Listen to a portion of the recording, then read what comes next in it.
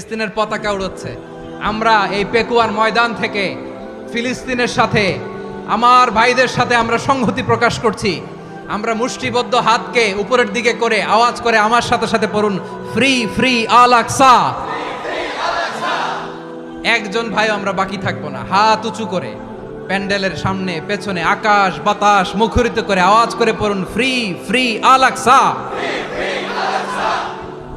আওয়াজ তুলে পড়ুন, free free Al Aqsa, free free Al Aqsa. Palestine will be free from the river to the sea. Palestine will be free. Free free Al Aqsa.